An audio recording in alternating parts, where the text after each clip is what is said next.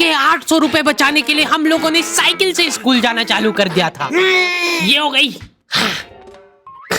चार लौंडे थरथराती ठंड में साइकिल से स्कूल जाते हैं, ब्लेजर, टोपा, मफलर बांध बुंदा के।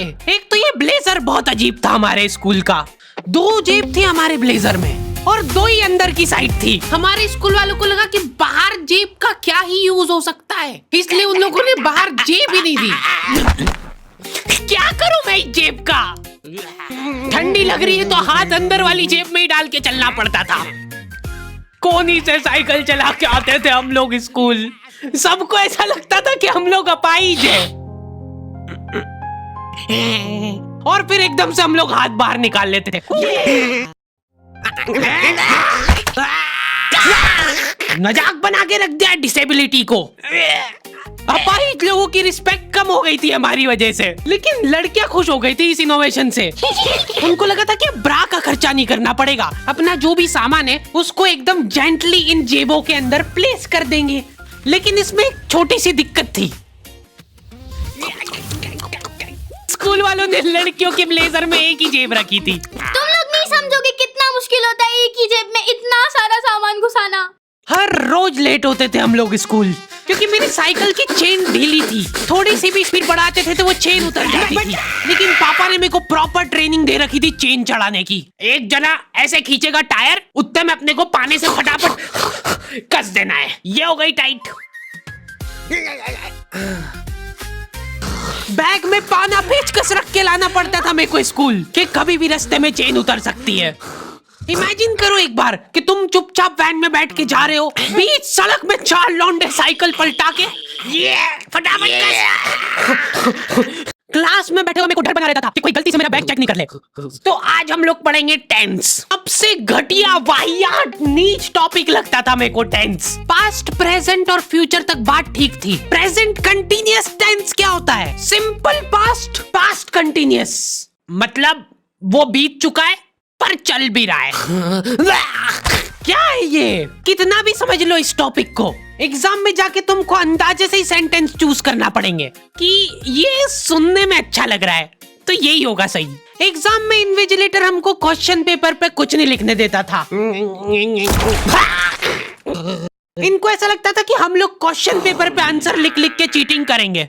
लेकिन हमारी क्लास के बच्चे एडवांस हो गए थे, ये पूरी की पूरी आंसर शीट एक्सचेंज कर लेते थे कि तू लिख के दे, को आता है तो। बोर्ड एग्जाम थी यार हमारी, और हमारे स्कूल वाले बोर्ड एग्जाम को बहुत सीरियसली लेते थे। अलकायदा टाइप ट्रेनिंग मिली थी हम लोगों को।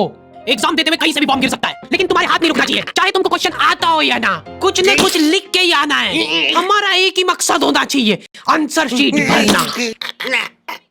नहीं आए तो भी कुछ भी लिख के आ जाओ। मेरे को ये नहीं समझ आता कि मैं कुछ भी कैसे लिख के आ जाऊं, मेरे को आता ही नहीं है, क्या लिखूं मैं? एक तो हमको इतना डरा धमका के भेजा गया था ना सेंटर पे, मैं नर्वसनेस में जाके अपना नाम भूल गया वहां पे। इन्विजिलेटर ने नाम पूछा, मैं सोच रहा हूँ क्या हो सकता है। बेटा नाम तुम्हारा। 2 मिनट।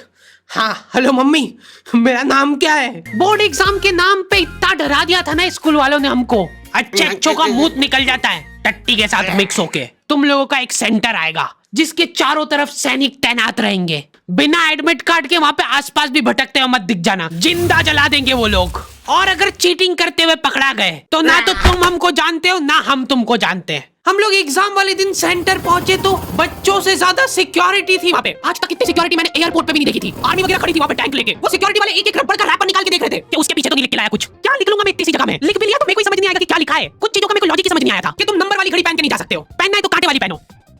उनको शायद शक हो गया था कि ये सारे लोग एक साथ कोऑर्डिनेशन करके बम नहीं फोड़ दे। उधर एक बच्चे की घड़ी का अलार्म बज गया और वो बजता भी बम के टाइमर जैसा है। अलकायदा जिंदाबाद। जिस पाउच में तुम सामान ला रहे हो वो भी ट्रांसपेरेंट होना चाहिए। मेरे बैग में से इनको पानी पेचकस मिले थे, क्या जवाब दूं मैं इसका कि क्या यूज में आते हैं? उनको वहां पे डेमो करके बताना पड़ा कि ये यूज में आता है ये सब आइटम। फिर बाकी बच्चों ने भी कंफर्म करा कि हाँ देखा तो है हमने इनको रास्ते में ये हरकत करते हुए। ये सब देख के उन्होंने मेरे पानी पेचकस तो हाथों हाथ नाली में फेंक देते। हमारे एक साथी की जेब में से ड्रग्स बरामद हो गए थे। अरे ड्रग्स नहीं है, ये इनहेलर है, इसको ऐसे सूंघते हैं नाक बंद होती है तो। नाक खोलने के बाद भी अगर तुम इनहेलर को पूरी ताकत से सूंघते हो, आंखें दिमाग में ठंडक हो जाएगी तुम्हारे। वो बच्चे नहीं होते जो पूरा साल टाइम पास करते और एग्जाम के एक दिन पहले पढ़ के एग्जाम देने आ जाते हैं। वो बनने की मैं कोशिश ही कर पाया था सिर्फ। मैंने सोचा था आखिरी रात मेरी है, रात भर मैं पूरा सिलेबस चाट जाऊंगा, पर मैं एग्जाम के एक दिन पहले बीमार पड़ गया। सर्दी हो गई मेरे को, तो मैंने सोचा ठीक है अभी थोड़ा रेस्ट करते, सुबह उठ के पढ़ाई करेंगे। नाक बंद हो गई भाई, नींद नहीं आ रही है। फिर पापा आके मेरे को ट्रिक बताते हैं कि अगर राइट वाली नाक बंद हो रही है ना तो लेफ्ट साइड करवट करके सो जा, फिर गहरी सांस ले। तो ये जो है ना राइट वाली खुल जाएगी और लेफ्ट वाली बंद हो जाएगी। फिर लेफ्ट वाली अगर खोलना है तो राइट साइड करवट करके सो जा। पूरी रात करवटें बदलता रहा मैं। सुबह रास्ते में जाते जाते पढ़ रहा हूँ मैं, क्योंकि बाकी बच्चे भी यही कर रहे थे। बच्चों को लग रहा है कि भाई जितना हम लोग साल भर में नहीं पढ़े उतना हम लोग रास्ते में जाते हुए पढ़ लेंगे। रास्ते में ऐसे कॉपियां लेके घूम रहे जैसे इनसे ज्यादा पढ़ा कोई हो ही ना। सुबह हम सब लोग सेंटर लेट पहुंचे क्योंकि साइकिल की चेन उतर गई थी तो रास्ते में वो कर रहे थे। और क्वेश्चन पेपर भी लेट हो गया था उस दिन। Question paper set plus security के साथ आता था।